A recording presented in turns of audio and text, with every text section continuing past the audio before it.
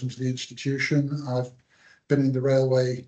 My first working experience was on the Festinio at the age of 15, loading rocks into a skip, and I joined BR 3 years later. I then went BR Carillion. I was divisional engineer for South Wales, then divisional engineer at Watford, engineering and safety director for Carillion, and then I moved to the RAIB as deputy chief inspector, and retired from that when I was 57 and took over as executive director of the Railway Heritage Trust, which I then did for the next 12 years. And when I retired from that at 70, Jim Cornell, who was chairman, basically said, "I've been chairman long enough, it's yours." So I'm now chairman of the Railway Heritage Trust. My great-grandfather worked for the Midland Railway, and my grandfather spent his entire career with boots, except during the Great War when he fought at Gallipoli and then in Mesopotamia.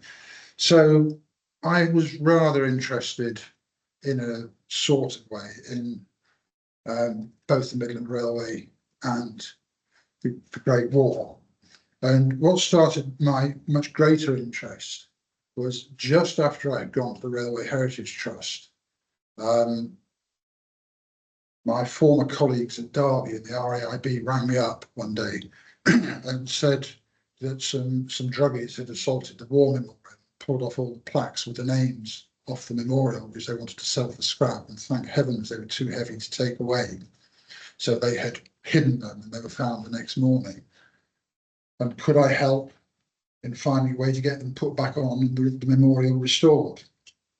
And given my link to my grandfather's service and my great-grandfather's work with the Midland, I was obviously very interested. So I had a quite interesting debate with Network Rail, who started off with "It's not our memorial" and very rapidly proved it was their memorial. And then there was no money to restore it, but they found money, and I can't remember when it was, but it was sometime in the summer of 2010. And by November the 11th, we had got it restored. And I then started looking around much more at what railway war memorials were about, and that led me into the whole thing about how the railways acted in wars in their early years, leading up to the Great War, which really was the Railway War. So what I'm proposing to do is to look at the preparations that went into the war, and that involves going right back to 1830 and how things happened through the 19th century, the various military campaigns as people learned and forgot how to use railways in wars. Then look at mobilisation in the early days of the war, how people moved around in the UK during the war, railway production, how the railway produced stuff to be sent over, because of course the railway works were the biggest industrial facilities overall in the country, how that stuff was delivered to the rear of the front lines, and then from the rear of the front lines to the front. Look at the railway men and some of the issues with women, and then a bit about war memorials at the end. So quite a bit to crack on through. Do ask questions as we go. It's a relatively small audience, so that's not a problem. And anybody who's in on Teams, if you want to put it in the chat, then Peter will tell me he's keeping an eye on the chat. So way back, when did the railway era start? I always say it started in September 1830 when they opened the Liverpool and Manchester. There were other railways before then, but the Liverpool and Manchester was when it came together, double track, passenger terminals, freight and intercity passenger. And really that was the start of the railway era. And of course, when the Liverpool and Manchester Railway opened, the Duke of Wellington was there and he was Prime Minister. And we tend to know about this in terms of Huskisson going to talk to the Duke and not noticing rocket bearing down on him and him being hit and being the first casualty being the Minister for Trade, President of the Board of Trade. Anybody who thinks we should have done it several times since, probably I would have some sympathy with. But apart from that, the Duke was very interested in what effect it would have on the military, which is not surprising. And the examples given, it used to take 17 days to get a battalion from London to Manchester. And he reckoned on the speed of Liverpool and Manchester, could probably do it from London to Manchester in 9 hours. And particularly, of course, if the network developed enough, it was very good for getting troops to the Irish ports if there was trouble in Ireland, which there was a lot of at times. The Crimean War came along in 1855, which was when the first real war when railways were involved.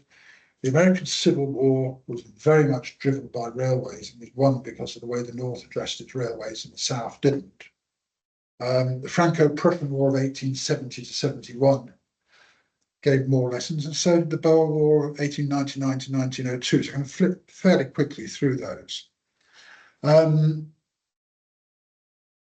So Crimea, and when I started giving this lecture, I didn't think we'd be talking about the same places today that we were talking about then.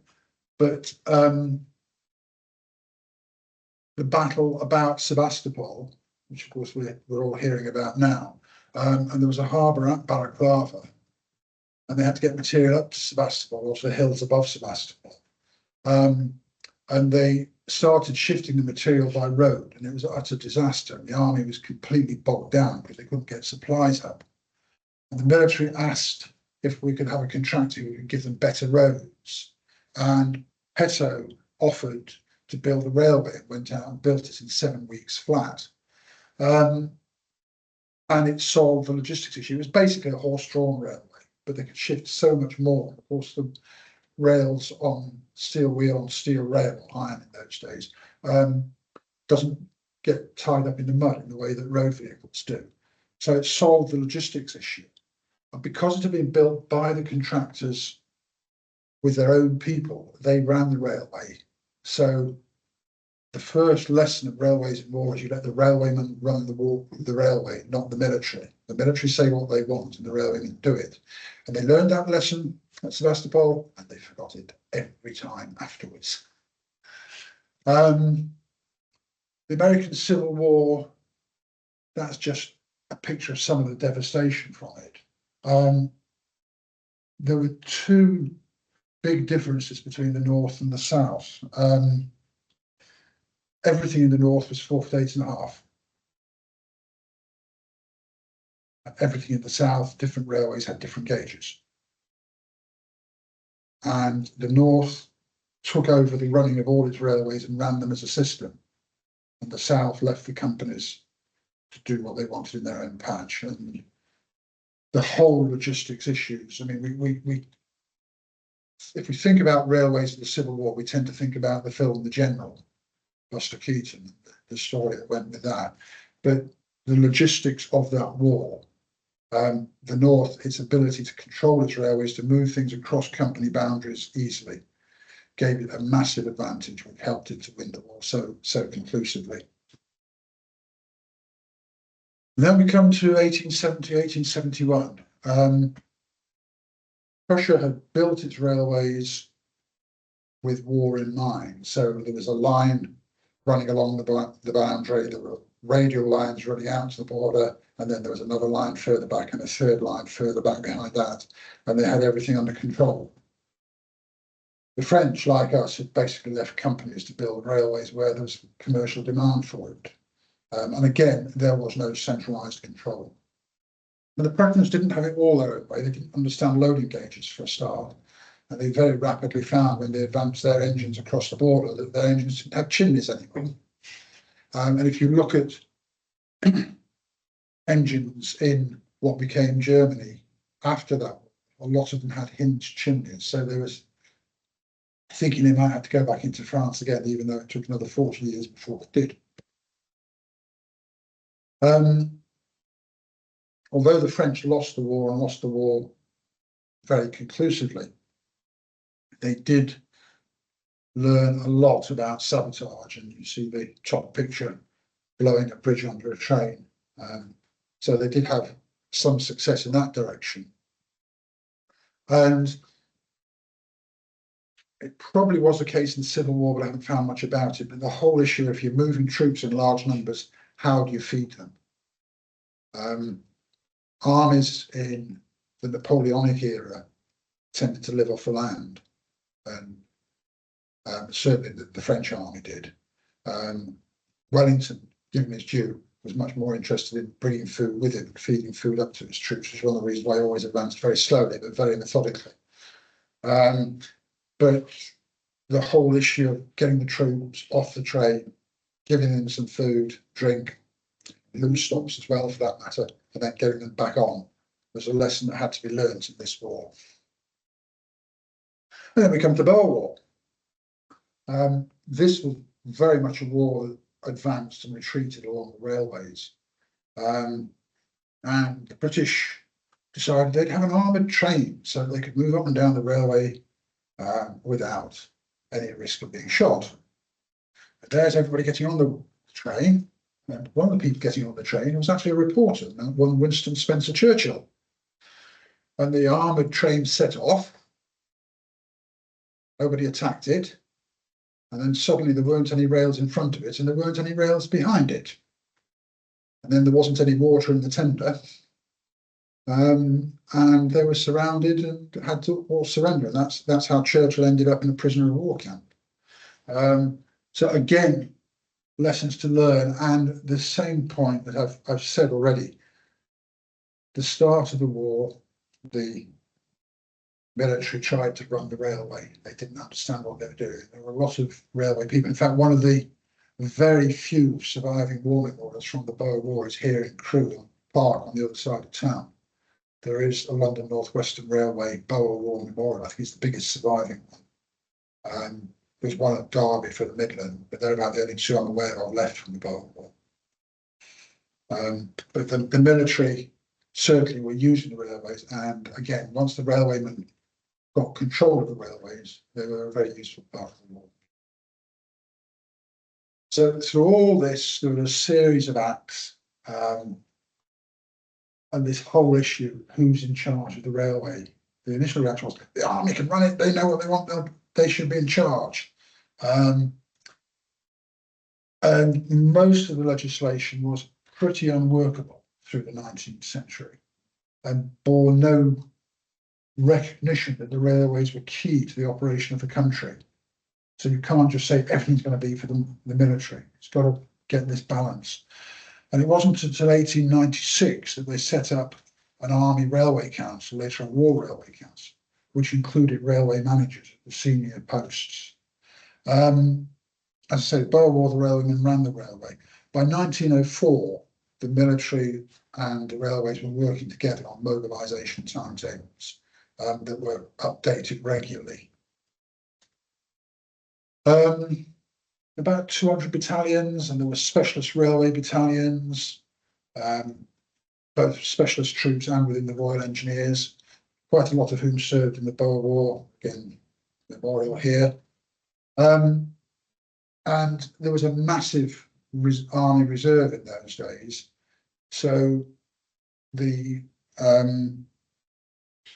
railways were very heavily involved in moving the reserve around to training grounds, so they were trained and ready to go if it was necessary. The result of this was that by the time we get to about 1910, the railway was actually pretty good at moving the military around the country in large numbers.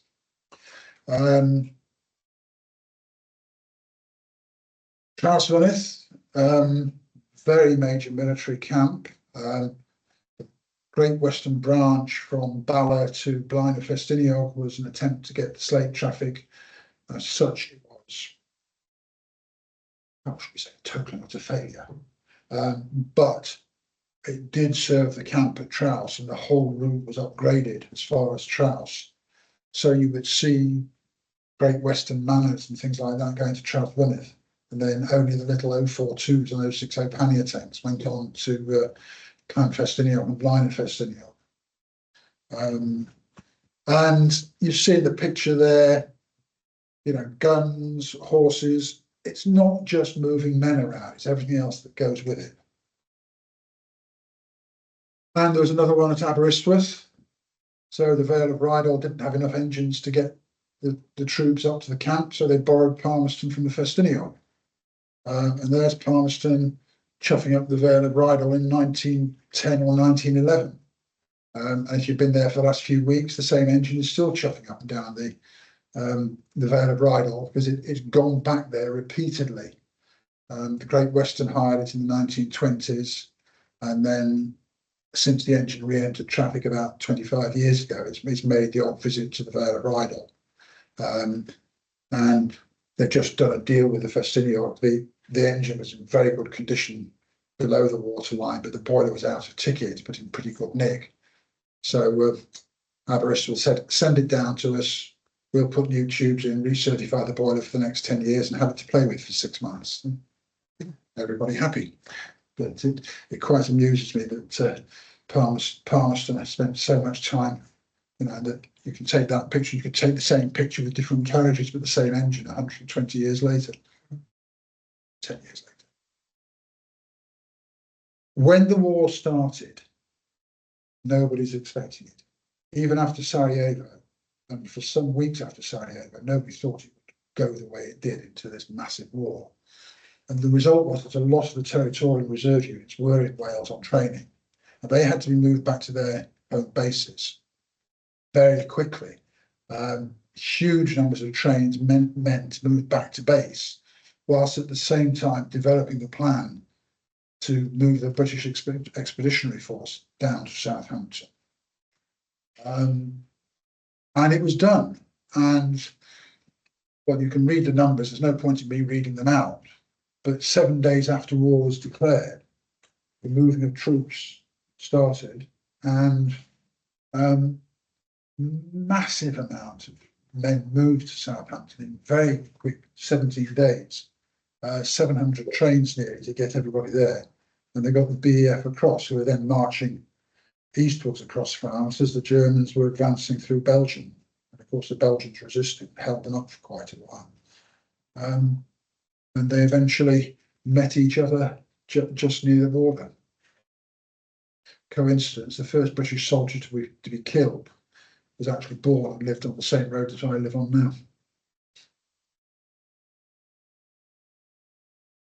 So pictures of Scottish regiment just getting ready to go, and all the women seeing their menfolk off and obviously not knowing whether they were going to come back or not.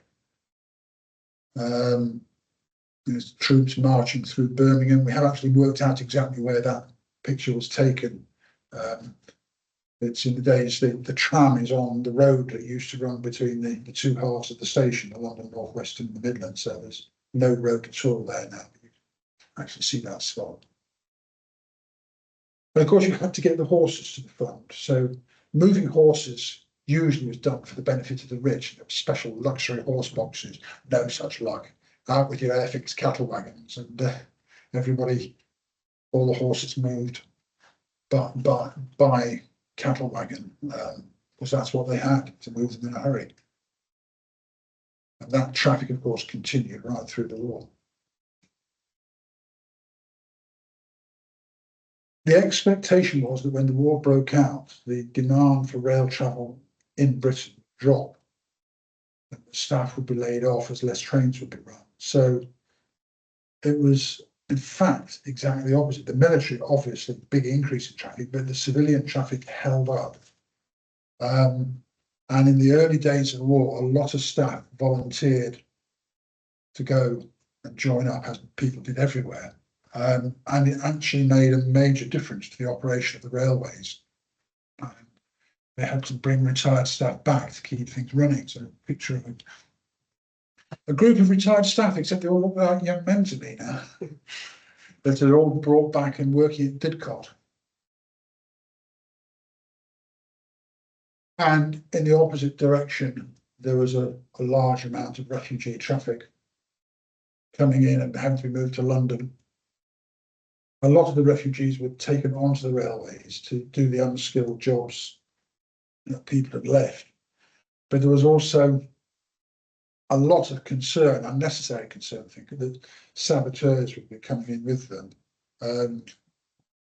At the start of the war, there was a lot of effort to put troops to guard railway locations. And basically, were totally wasted. And as the war went on, less and less people were doing that. So there's some Belgian refugees arriving at Rhyl. somewhat different attitude to refugees than most people have these days. And guarding a tunnel against saboteurs, that's on the southeastern railway, generally by the loco. Not sure what good two guys with rifles stood by the side of the track had. I suspect it was just a photo for propaganda purposes. Traffic went up and up, about 35% increase in traffic overall. Troops to the front, troops from the front. So Great Western had 88,000 troop trains. A lot of old rolling stock kept on in service much longer than it should have been. There were wounded men coming back who needed medical treatment. There was munitions and armaments to go out.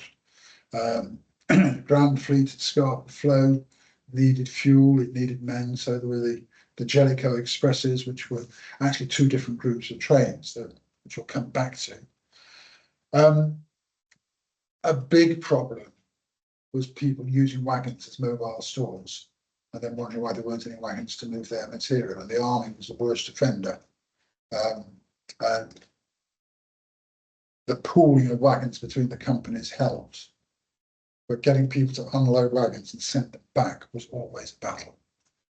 And right through the war, there were the conflicting demands of both the army and the railways for the manpower that needed to keep both of them going. Dining cars were generally withdrawn fairly early on in the war, and they set up free buffets for the troops on a lot of stations. Preston's particularly well-known one, not far from here. Slip coaches. Does everybody know what a slip coach is? That's right, yeah. So the idea was that if you sent an express away from a major city, as you approached a subsidiary city, you'd slip the rear coach with the vacuum holding the brakes off, and then there'd be a special slip guard in the front of it, and the train would accelerate away. They'd change the points behind the rear of the train, and then the rear coach would roll into the platform, and the slip guard would stop it on the vacuum it got in the cylinder. Not a practice that lasted much longer. It did actually sneak through into early British Railways days, but most of them went to the Great War.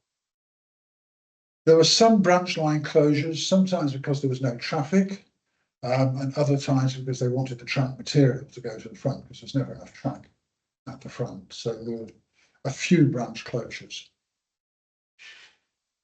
You can't not talk about Quinton's Hill. An error by a signalman led to 4 trains colliding, 250 died, 191 injured. Most of those who died were Scots Guards on the way to the front. Old wooden carriages with gas lighting, so once the collision took place, the signalman took the blame. They were sent to prison, but they actually got out of prison remarkably quickly. And I think there was a deal done to hide the fact that the Caledonian Railway had not put any money into track circuits, because track circuits were quite well-known technology by then. And had the lines been track circuited, then the fact that the signalman forgot he put a train on the up fast line would not have made any difference, because he wouldn't have been able to clear the signals for the oncoming express. And I suspect the deal was done. They would go to prison for a very short time. The families would keep the houses, and nobody would make a fuss about the fact that there were no track circuits. That's probably the retired Deputy Chief Inspector of Rail Accidents commenting. Ambulance trains, propaganda shot there. I think the guys in that shot are much healthier than most of the ones that did come back. But vast numbers of injured people having to be returned back to the UK. Coal, the fleet, it needed coal, it needed men. So they were shifting vast amounts of coal from the Rhondda to Grangemouth. And it was taken up to Grangemouth by rail. And then they reckoned they were sufficiently far north to be free from the German fleet there. So they were put into coasting ships and taken round the north of Scotland and out to Scarp and Flow. And eventually he was about 100 trains a week. Very few photos. That photo of a Web 080 going up Shat Bank is about the only photo I've been able to find. And there was also a daily passenger train that ran from Euston to Thurso, which was the longest scheduled operation there ever was. It ran until 1919. And I was involved with various people between 2017 and 2019. We put plaques on all the stations where the Jellicoe Expresses stopped. In Hoyk, of course, is in the middle of the swimming pool because the station's long gone at Hoyk, but all the other stations are still on the main line. Free buffets. This is a propaganda shot of the final customers in the Paddington Free Buffet. But a lot of women voluntary organisations were running free buffets on the stations for the troops so they could stop, get off the train, grab a bite, grab a brew, back on the train again. A lot of the works used producing munitions and shells, and even Boston Lodge was producing shells over the Festinio. Geddes was general manager of the Northeastern. He became Minister of Munitions, and they were still having works on stop because nobody would tell them what shells to produce. And the confusion between the railway and the military, even with railwaymen in very senior positions, went on. The works also produced the ambulance trains. Locomotive works produced tanks. I don't think the railway works did, but they did certainly produce the wagons for the tanks. They produced cordite and wagons and locomotives for use at the front. So that's Horwich Works on the Lancashire and Yorkshire. Amazing piece of belting there. And you think, would you be allowed that in modern day? No, you wouldn't. But it's interesting that 90% of the people in that picture are women. And Swindon converting a train to be an ambulance train. Fresh out of Horwich, a complete Lancashire and Yorkshire Railway ambulance train. And most of the railways with big works built a number of ambulance trains for the military because the demand for them was very high. It's a Swindon built wreck tank wagon. It's quite interesting that the First World War tanks were quite clearly designed around the British loading gauge. And the side turrets where they had the guns were removable, so they would fit on the wagon, and then the turrets would come along behind in another wagon and be bolted on when you got there. Anti-aircraft gun being built in a railway works. I still think that's probably a Second World War photo, but it makes the point. Gun carriages that have been built at Swindon, just getting ready for dispatch. And having built all this stuff, you had to get it to where it was needed. So you had to get it from the supplier to the port. You had to get it across the channel and get it to the front line. And of course, you've got one place producing gun carriages, another place producing shells, blah, blah, blah. So you'd have a train of gun carriages, a train of shells. But what you want is a mixture of gun carriages, shells, and all the rest going out. So everything's having to be remarshalled on the way. The old marshalling yard problem was much in the First World War as it was later. You had the wounded coming back, you had shell cases which was sent back. So when you fired a shell, you sent the case back and it was reloaded and used again. Material for overhauled road vehicles, even uniforms were sent back and refurbed and then used again. And of course, this is the Western Front, which was the biggest front, but we were fighting in other areas. We were fighting in Africa. We were particularly fighting in the Middle East. So there's stuff being prepared for loading at Swindon. And the weekly train from Wolverton. So Wolverton would send a train once a week of raw material. And that all had to be sorted out to the different destinations. 1917, we suddenly have the American Army landing as well, so all that to deal with. Interestingly, that's Knotty Ash Station, so are they the Diddy men? Stun bomb damage, nothing like as severe as World War II, but Liverpool Street was bombed, Derby Loco Works was bombed, and large numbers of locos were missing. They sent locos over to France because basically the French handed the Northern French railways over to the British and said, "You run those railways, we're going to look after the south," and they took their engines with them. So a lot of old locos were kept in service. There weren't enough fitters. There wasn't enough space in the works to build the new locos that were needed. And there was a constant shortage of locos right through the war. The Longmoor Military Railway started during the Great War, training soldiers in the military railways, and that, having started during the First War, ran for the next 50 years. It was the late 60s before that was finally given up. Then we had to get stuff across the Channel. Southampton Dieppe was the main route, particularly at the start when nobody was quite sure where the front was. Folkestone to Calais became much more important once the front had stabilised and we knew that Calais was reasonably safe.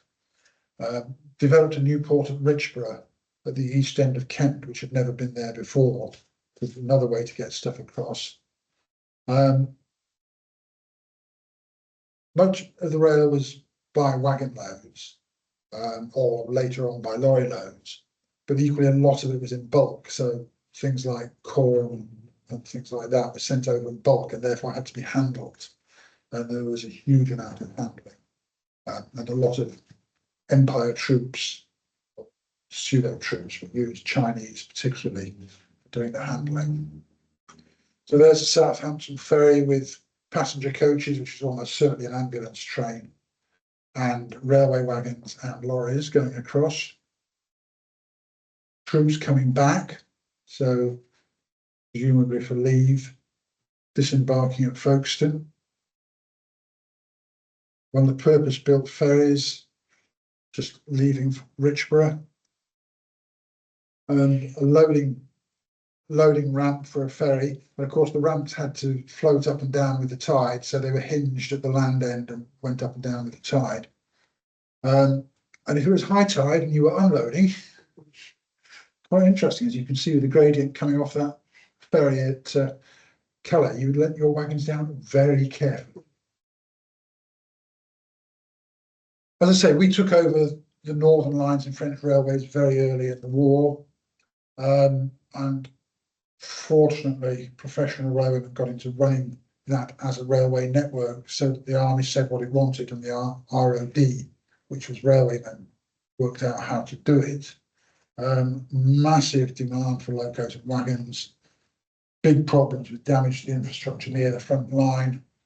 And then come 1918, when the trench war ended, the war got mobile, another whole set of problems of moving front lines to and fro.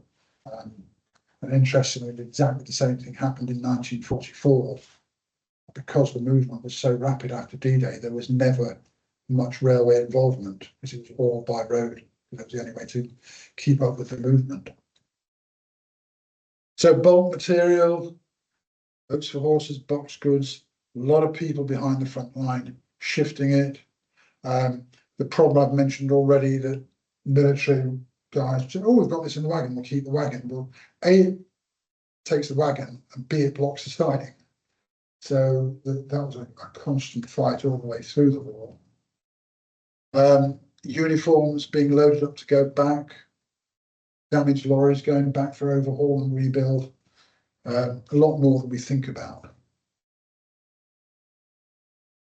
Very ancient Midland Railway locomotives somewhere in the north of France. So a lot of old locos were sent over, and some purpose built. So the Great Central Railway 280 became the standard ROD loco of the First World War, in the same way as the Stanley Raid Freight did in the Second.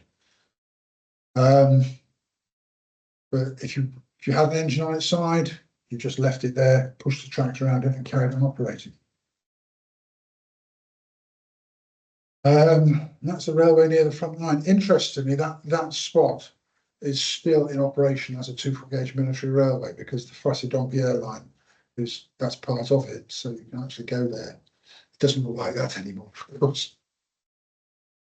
And then 1918, the Germans, with the troops released from Russia, charge into France for the second time, ran out of get up and go, suddenly found the Americans and the British and the French went into retreat. And as they retreated, they were applying a scorched earth policy. So we're having to deal with stations like that as the armies advanced. Haig had his own HST, not as we know it, his headquarters staff train. I don't know what he's doing there, but obviously some relatively senior person from one of the Allies having had a meeting with him, just being escorted off the train. The mainline railway got us to the trenches, but it could not serve the trenches. The French and the Germans developed light railways. We didn't. And early on in the war, the troops started building their own trench tramways with wooden railways. And rapidly, there was a recognition that you had to have something narrow gauge and relatively portable to actually feed the front line. By 1916, the War Department Light Railway developed to be a very efficient system. And for the next 18 months, it was absolutely essential. Once the war moved up again from March 18 onwards for the last 8 months, the 2-foot gauge railways were basically useless. So it's almost a product life cycle of a technology in 4 years. More transshipment, shells being transshipped from the standard gauge to the narrow gauge, Chinese labourers doing it. Good thing about 2-foot gauge, relatively easy to lay track. Although Fred would probably have a heart attack at seeing it being done like that. And it could go anywhere. But you look at some of the yards, the bridges, the stations, the layout of the routes, it was quite a complex system. You had steam engines at the back of the front lines, so bringing stuff up close to the front. But of course, the steam engines would throw sparks out at night. So they developed the petrol engined locomotives like Marianne and the little 20 horsepower ones and the big Kerrs to move the stuff right up as close as you could get locomotives to the front line, so that the Germans couldn't see the sparks from the locomotives because they were internal combustion. There were mobile workshops, move artillery around. The locos were specified to last 3 weeks. That's photos I took on the 21st of June 2019, so 102 years into a three-week working life. And we've got an American locomotive company 262, a Hanslet 460. And the 2 internal combustion engines, which are actually the oldest internal combustion engines working on British railway lines, because the Festinio bought both those engines in the early 20s. And they're still running to this day, albeit the Baldwin, the grey one, has got a more modern diesel engine in it, but the armoured simplex still has its original 1916 engine in it. We don't run it very often because it might be expensive. And then right at the very front, you couldn't take locomotives at all, so they were still moving the shells up by hand. And really, I just include that picture to give some idea of the sort of hell on earth that the troops were dealing with at the front line. A couple of shots of the Palestinian campaign. We restored the railway from the Suez Canal up to Jerusalem. The same role as on the Western Front, and all the same issues about wagon control. But it's interesting to look at Jerusalem station there, and you can see the London South Western loco and British carriages.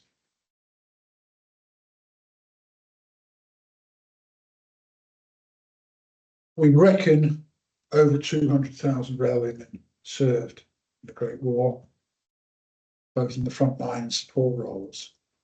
And we're pretty certain of the number that about 23,000 of them died.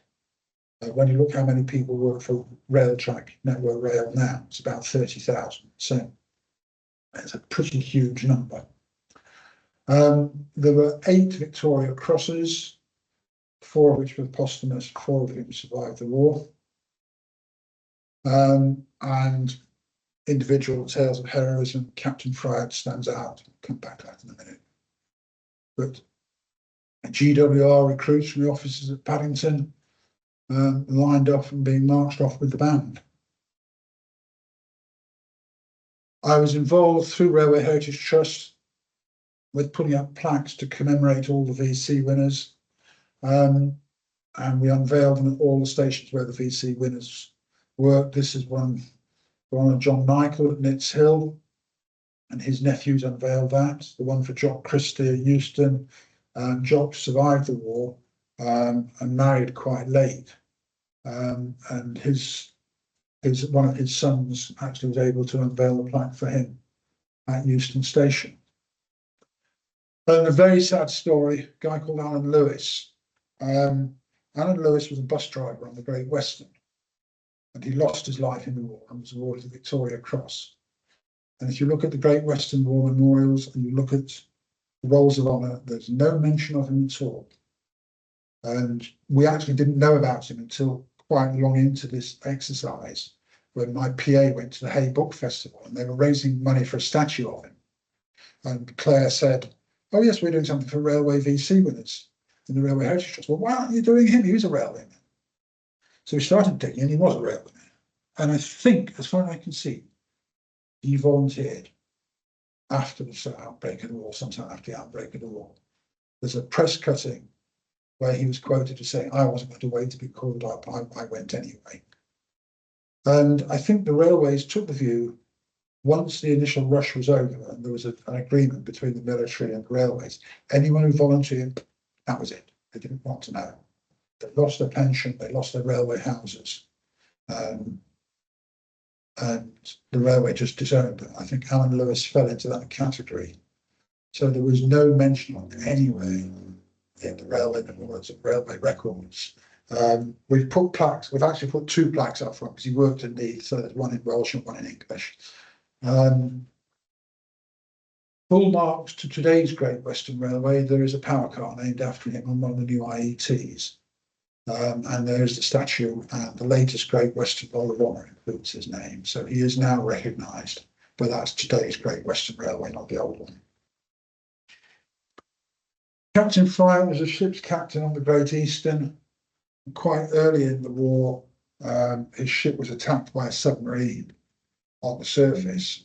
And he just pointed his ship at it and drove it towards the submarine, so they crashed dive and he got away with it. And the Great Eastern gave him a watch. And some years later, he was captured. And on the strength of that watch, the Germans executed him. And a lot of grief about that. His body was brought back after the war. There's a memorial to him at Liverpool Street, which you see on the left, and his grave at Dovercourt near Harwich, which was getting very, very tatty, and I was able to find restoring the grave.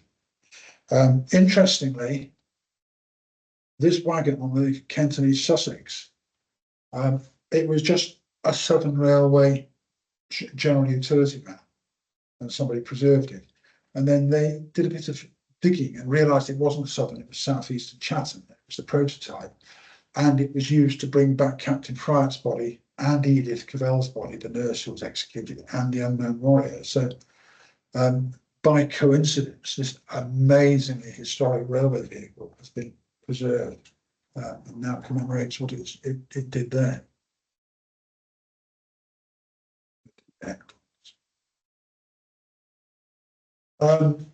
So many men were taken away, killed, a lot of roles filled by women.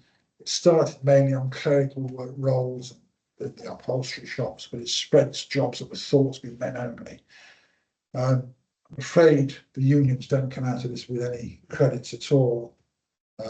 They were determined that they weren't going to earn the same money as the men, and that they had to go as soon as the men came back. But it was the start of advancing women's equality. And we can see ticket clerks, the inevitable service on the trains, but in the workshops as well. And eventually they got onto the locomotives and even in some cases working signal boxes. War memorials. Three of the big four memorials there, the Great Western one, the London North Western one, top right being unveiled, and the Victory Arch. They were, I think the memorials were as much to the companies that were disappearing in 1922 as they were to the fallen, because all the war memorials suddenly appeared in 21 and 22 when it was obvious the companies weren't going to carry on. Not every company had one, and somehow the Festinio escaped. So I'm afraid that was one thing that I was able to put right, and we designed a new plaque and funded, and then one of the other Festinio guys funded mounting it, and we were able to unveil that on the centenary of Armistice Day. And one I was really pleased about, Lancashire and Yorkshire Railway Carriage Works at Horwich had this amazing war memorial. That's a photo of it, and it disappeared after 1932. And everybody thought it was gone. And then when they were clearing out Piccadilly Station, they found the boards with the names on underneath Piccadilly Station. And it went to the East Lancashire Railway, or the bits did, but they couldn't do anything with it. And we were able to fund restoring it. And it's gone into the depot at Horwich, which is on the other side of the railway from where it started. But we got it back, rededicated where it should be and looking like it did originally, which was about 100,000 quid we put into that, but really well spent money. And some of the families of people who were on that were there when we unveiled it. And that was actually unveiled on the 28th of June 2019, which was the centenary of the end of the war. Probably is a good place to stop. Questions? How are we doing for time? 5:05.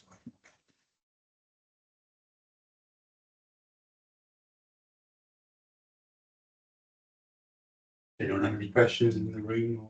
Or if you're on the call, feel free to put your hand up or post your question in the chat. I was quite interested in the movement of artillery. So how were they able to move kind of the really big guns, like kind of Royal Garrison artillery, those massive guns? I'm assuming they wouldn't have been. Most of the movement to the front was done by horse. You get them pretty close by rail, even on the 2-4 with the a sort of almost like an old carriage wagon with a flat top and then dropping down the space for the wheels on the side. But inevitably, you could get to within about a mile of the front, but then it was back to horses. And I assume on the UK side, kind of over here, you're probably quite restricted with the loading edge, are you, about the guns you can transport? Yeah. But they built special wagons for things that were unusual, shall we say. Is there any rail mounted guns artillery? The Germans had Big Bertha, Yeah. which was basically a ship's gun, I think, but it had sufficient power to fire shells across the channel. The range of naval guns is quite huge. Mm. So I don't think we had anything equivalent. I don't think that gun had any strategic value. It was a morale issue that we can get at you. Does the British Army still have any railway engineering capability? I think last time I looked, there was a very small. There's a form in the TA, which Yeah. is fundamentally network rail people. I don't think they have a full-time I don't force, do they? So it's all army reserve. Yeah.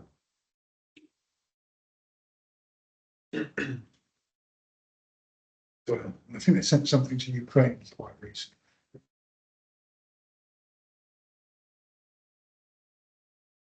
Sort of speed were you travelling at in the French areas? I would imagine normal railway speeds on the standard gauge. But the 2-foot would have been more than walking pace, but not much, I would guess. to, you know, again, the closer you get to the front line, the slower it is. Soon as we take over the operation, we're applying British operating rules to, you know, how they can think that. I don't know. There's a limit to what you can do because, of course, the signalling is there. You can't Yeah, change true. Yeah. change the signals.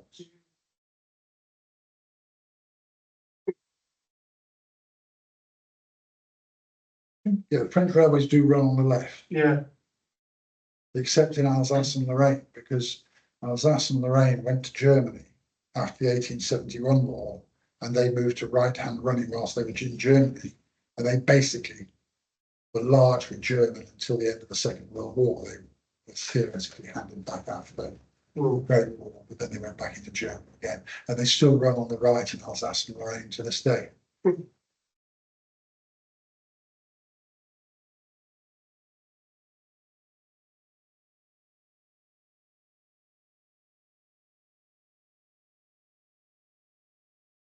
Quite funny to think that PWI was in existence in whatever the form and order at this point. Yeah.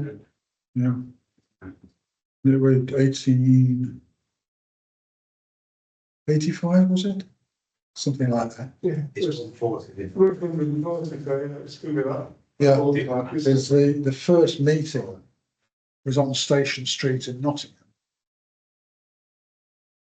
I'm a Nottingham lad, and my grandfather I mentioned, he worked for Boots, and he started as an office boy, and he actually went up and ended up as chairman and managing director of Boots, and his office was on Station Street as well. So sort of within about 200 or 300 meters of each other is my grandfather's office and the place where my professional institution was formed.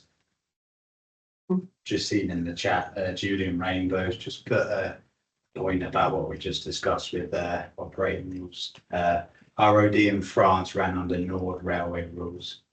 NRD, so I think it's North France isn't it Nord. And then Palestine campaign run under Egyptian state railway rules. Okay, so that doesn't surprise me. Yeah, thanks, that Julian. And any other questions before we wrap up, Randy?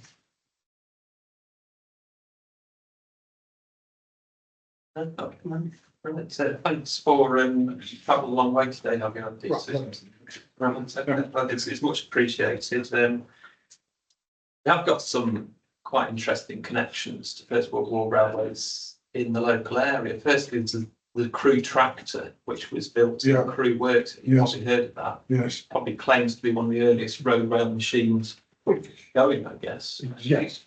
I think more of a bright idea than a successful product. Yeah. Yes. Yeah, I've seen various old photographs of it. It was basically a Model T4 with railway wheels on. Yes. Yes. And the chap in Crewe has built a scale working model of it. He's in the local railway engineering club. I think it's like, it must be 5-inch gauge or something like that. Yeah. But yeah, it does demonstrations of it sometimes. It's quite fascinating. With 2 action men as drivers in First World War uniform. And then the other one, I don't know if you've heard of it, the Egdale Valley Light Railway, which is just in Stoke. And they ran a series of First World War themed events for the centenary, 2016 and 2018, 2014 as well. Yeah. And I went along to those events and I thought it was so brilliant. That inspired me to do a World War I railways talk for the PWI, which had been 2018. And I found there was still plenty in your talk that I didn't know about. That was fascinating. So that's good. Particularly the events before the First World War, to put it all into context. My talk didn't do that. It really focused on battlefield railways. Well, I because of my Festinio 2-foot gauge interest, my knowledge of military railways in the First World War started off with the 2-foot gauge and the Davis book about the War Department light railways, which I had bought that in the 60s, but finding out, and really through getting into the war memorials, I started to dig further and further back. And in fact, we commissioned Anthony Lambert to write a book on railways in the Great War. So used a lot of Anthony's work on that, which was jointly published by English Heritage and Railway Heritage Trust. Okay, so yeah, without any further ado, I'll invite members of the audience present to give Andy a round of applause. And if you've joined online, please feel free to hit the reactions button at the top of your screen and give them a virtual handshake.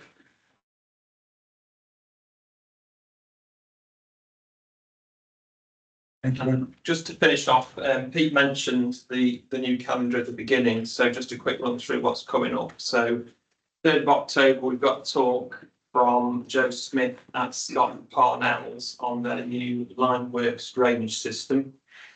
November, 7th of November, which happens to be my birthday, Northern Ireland Railways by Alistair Hume from Atkins, and then the December slot is Bastard Hall Re-Signalling Commissioning, which I'll be involved in that talk with a couple of my colleagues. So that's basically just a roundup on the Bastard Hall project, which we had a talk last year on the drainage, so we can just summarise how it's all ended up. Is that October, November online, isn't it? Yeah, Lineworks is a hybrid meeting, and then November is just online because Alistair's from Northern Ireland. Yeah. And then the December one will be hybrid as well. Brilliant. Thanks everyone for dialing in on the call. Thanks everyone for coming to the first meeting of the year. Thanks again, Andy, for presenting. Really interesting presentation. Yeah, we'll pull the meeting to a close then. Thanks again, everyone, and I'll see you later. That April, Manchester was a big sign up saying it's shown by the Ministry Trust. Yes. That was my school in GU originally. Oh, is it? It was a teacher brought it all up and set up a layout on the school playing fields. And then after he retired in the 80s, we were demolishing the school and it got taken on by moved to the 8th form. I didn't know that, so I went to that event in 2018 as well. I wondered where it all gone. A couple of us in the room here, we volunteered there a few times late, so we built a new bank for the one year. Big impact. At least one person in the audience.